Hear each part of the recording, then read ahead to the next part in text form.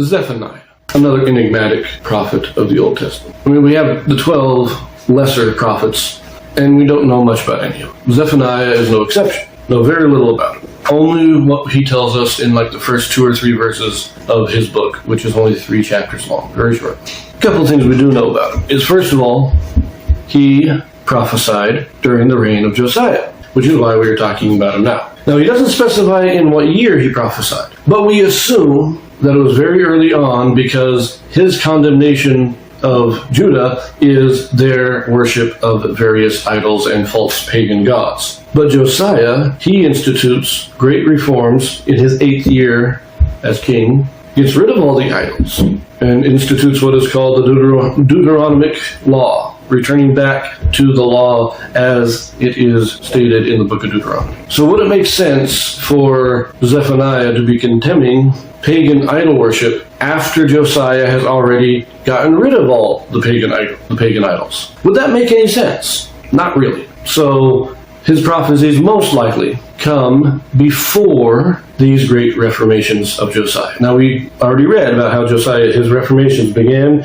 in his 8th year and continued until his 12th, destroying all the idols. Now, about 6-7 years later, he will enter into a second round of reformation. But Zephaniah most likely prophesied before that first reformation, which means he prophesied just before Jeremiah. Jeremiah comes in the 13th year of Josiah. So Zephaniah is prophesying in the early years. Jeremiah then takes over. Now, also indicating the understanding of Jerusalem and how it works that is hinted at in the book of Zephaniah, we assume that Zephaniah was a resident, probably a lifelong resident of the city of Jerusalem, with an intimate knowledge of the political and religious climate of the city.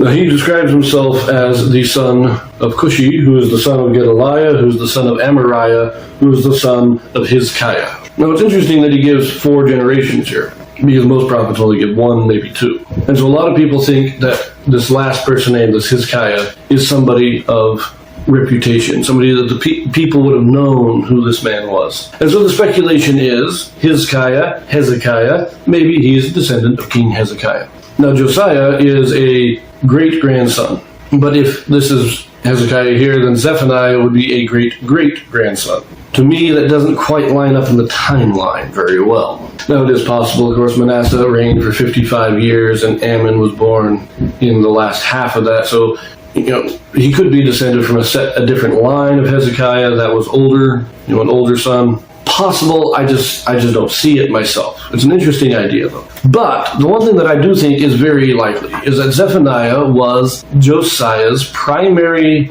advisor at the time, or not necessarily primary advisor, but he is the one that inspired Josiah to seek the Lord and begin his reformations. That Zephaniah gave his prophecies, and Josiah, as a young man, hears Zephaniah and says, okay, God wants us to get rid of these idols. We're going to get rid of the idol. So that Zephaniah becomes a major influence on the early life of Josiah. Now, with Jeremiah coming on the scene only a couple of years later, it is speculated also that Zephaniah was kind of a mentor of Jeremiah. That Jeremiah is from Anathoth, a city just north of Jerusalem, or a village just north of Jerusalem. And he comes to the city under the order of God to prophesy. And it's just after Zephaniah has prophesied, and some speculate that when he first came to the city, he worked with Zephaniah as kind of a mentor. Zephaniah kind of showed him how the city worked.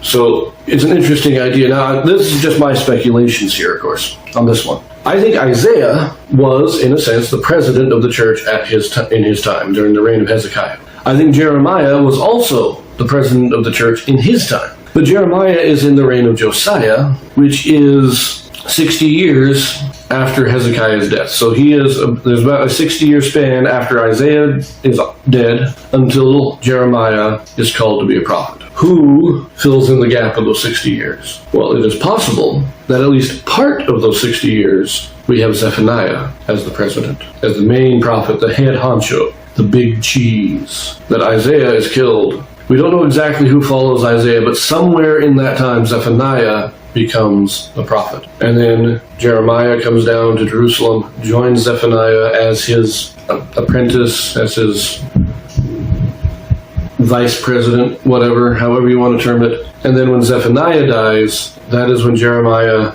starts his main prophesying as the prophet of Israel, or the house of Israel, in the 13th year of Josiah. If the speculation is true, then Zephaniah would have died about the end of Josiah's Reformation, the 12th year of Josiah. But this is all speculation. This is just an interesting idea that occurred to me as I was researching. What we do know, as I say, the facts are, the only things that we know definitely. Zephaniah prophesied during the reign of Josiah, most likely at the very beginning, which is why I place him here in our timeline. We also know his family line. Other than that, it is all speculation. We don't really know anything. So, let us get into Zephaniah. I filmed my introduction to Zephaniah a few days ago, but I wanted to add this to the end of it because I mentioned that Zephaniah lists 4 generations of his ancestry, ending with Hezekiah. And I mentioned that there were a number of people who speculated that this was Hezekiah the king, and so that he's a kind of distant cousin to Josiah.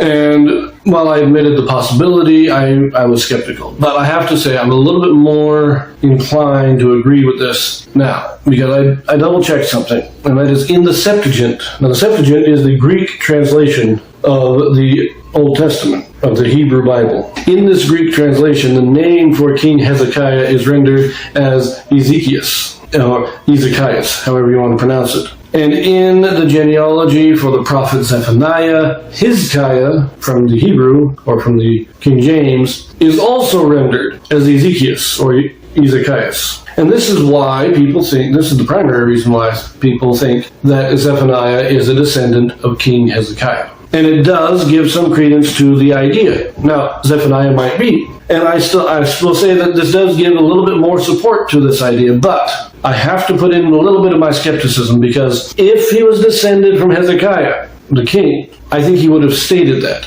I think he would have said, he's the son of Cushai, the son of Gedaliah, the son of Azariah, the son of Hezekiah, king of Judah. That's how I think he would have written it. But he doesn't. He just says Hezekiah in the Hebrew, or in the King James, and Ezekias in the Septuagint. Could still be, but there are some, it's not a guarantee. But I did want to put this on, tack it on to the end. We'll see you in Zephaniah.